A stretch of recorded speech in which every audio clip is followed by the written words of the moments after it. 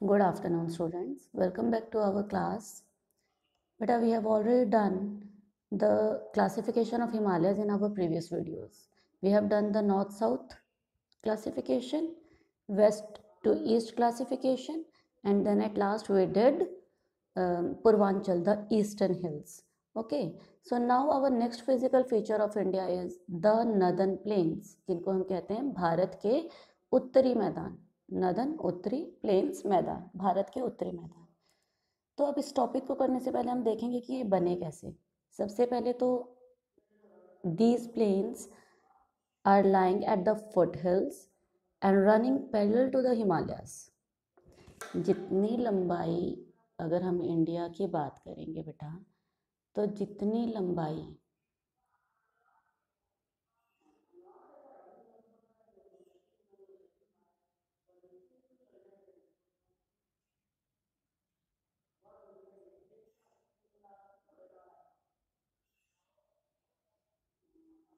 जितनी लंबाई हिमालयस की है उतनी ही उसके नीचे प्लेन एरियाज हैं.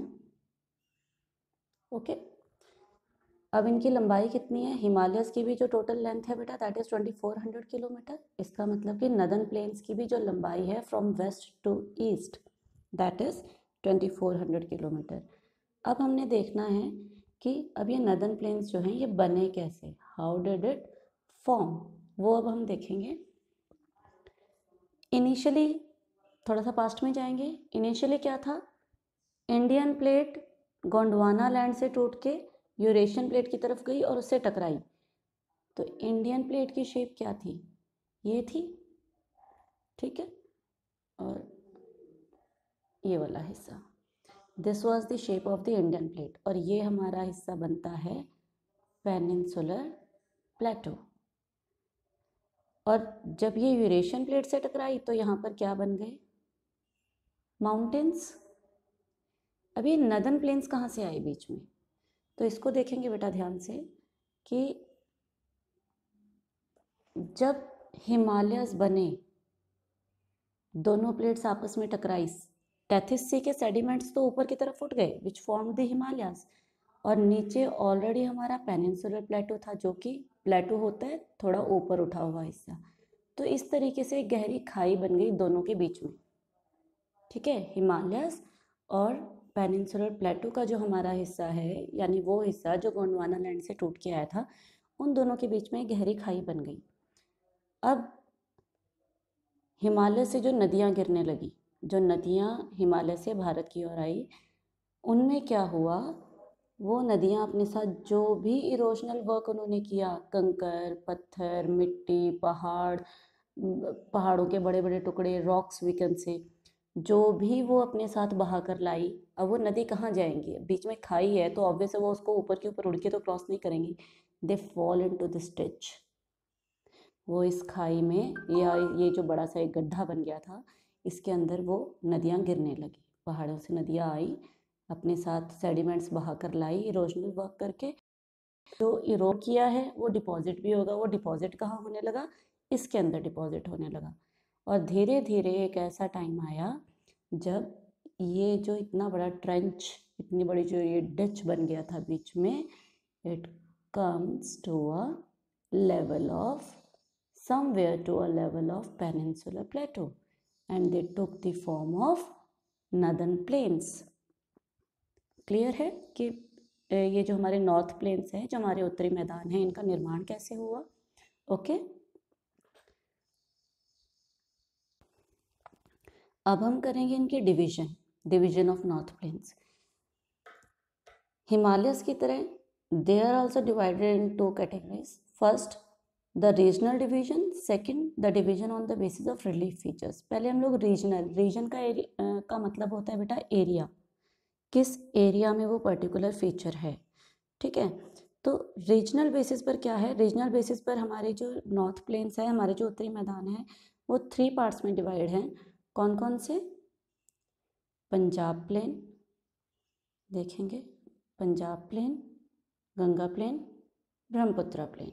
अब नाम से क्लियर हो रहा है पंजाब प्लेन कौन से होंगे? पंजाब प्लेन वो हैं जो Punjab Haryana and little bit surrounding areas उसको जो कवर करते हैं, that is the Punjab plains. अब पंजाब प्लेन्स का निर्माण कैसे हुआ है? Punjab plains are formed with the depositional work. Plains का नेम जहाँ भी आएगा नॉर्थ प्लेन्स का, तो उनकी फॉर्मेशन कैसे हुई है? डिपोजिशनल, डिपॉजिट करना, जमा करना। जमा क्या हुआ? नदियाँ जो अपने साथ पहाड़ों से मिट्टी, कंकर, पत्थर जो कुछ भी बहा कर लेकर आई, जो वो अपने साथ सेडिमेंट्स लेकर आई, उनको उसने कहाँ जमा किया? वहाँ पर कुछ एक नया एरिया फॉर्म हुआ which are called north plains. Okay, तो इस तरीके से एक फॉर्मेशन होती है। तो पंजाब प्लेन्स जो थे that caused because of the depositional work of Indus river and it's tributaries. Indus river कल हमने किया था कि वो जम्मू कश्मीर के एरिया में जो है वो इंडिया में एंटर होती है and finally it entered Pakistan. तो पहले पाकिस्तान का जो पंजाब है that was also a part of India, but यहाँ पे लिखा है इंडस, यहाँ पर हमने अभी देखा Indus river and it's tributaries. Tributaries कौन सी होती हैं? वो छोटी छोटी नदियाँ जो फाइनली जाकर एक बड़ी नदी को ज्वाइन करती हैं। तो इंडस के ट्रिब्यूटरीज कौन कौन सी हैं? सतलुज, ब्यास, रावी, चिनाब, झेलम। ये एक ऐसा स्ट्रक्चर बन जाता है, या कल हमने किया था मैप में हम देखेंगे। देखो, ये है आपकी इंडस रिवर, ये है आपकी सतलुज, ये पाकिस्तान के एरिया में एक दूसरे से मिलती है। अब यहीं पर है सतलुज, ब्यास, रावी, चिनाब, झेलम। ये सारी नदियाँ कहीं ना कहीं एक दूसरे को ज्वाइन करके finally they meet the Indus river, और इनके कारण ही ये बीच में कौन सी हमारा प्लेन बना है? पंजाब प्लेन। क्लियर बेटा? उसके बाद सेकंड है हमारा गंगा प्लेन। गंगा प्लेन नाम से ही क्लियर हो रहा है, the area lies between river Ganga and river Teesta. अब रिवर टिस्टा कहाँ थी? कल हमने किया था, this is river Teesta and this is river Ganga. तो ये जो बीच का प्लेन है this is the Ganga plain. ये हमारा कौन सा एरिया कवर करता है? ये हमारा एरिया कवर करता है उत्तर प्रदेश का, बिहार का, some part of Jharkhand, Chhattisgarh, and also the West Bengal. Okay, and our third plain, that is Brahmaputra plain. Again, as it is clear from the name, that Brahmaputra plain are created due to the depositional work of river Brahmaputra and some of its small tributaries, and it covers the area from river Tista to river Brahmaputra, the area of Assam. Okay,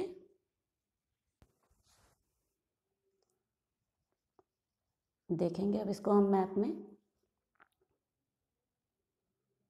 C the Punjab region, the Ganga plain and the Brahmaputra plane.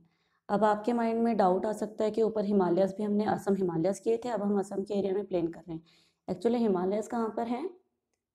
वो हैं हमारे अरुणाचल प्रदेश के area में। ठीक है, आपने ध्यान दिया होगा कि रिवर बाउंड्रीज क्या बताई थी असम हिमालयस की? टिस्टा एंड दिहांग। दिहांग रिवर अरुणाचल प्रदेश में एंटर होती है इंडिया में, वहाँ पर सांगपो जब इंडिया में एंटर होती है अरुणाचल प्रदेश में, उसका नाम होता है दिहांग। और उसी के कारण अब अरुणाचल प्रदेश में जो हिली एरियाज हैं उनको नाम दिया गया Assam Himalayas. They lies above the area, some of the hills or the mountainous region is also in Assam, but जो मैक्सिमम पार्ट है वो हमारा कहाँ पर है? अरुणाचल प्रदेश में है। तो इस वजह से उसको असम हिमालयस का नाम दिया, बट असम का जो मैक्सिमम एरिया है दैट इज़ प्लेन एरिया। तो यहाँ पर हमारे जो थर्ड डिवीजन है, the third plain which is formed due to the depositional work of Brahmaputra, these are called by the Brahmaputra and its tributaries. Okay, and these are called Brahmaputra plains, which covers the area of Assam. In the next video, we will do the classification on the basis of relief features. Have a good day.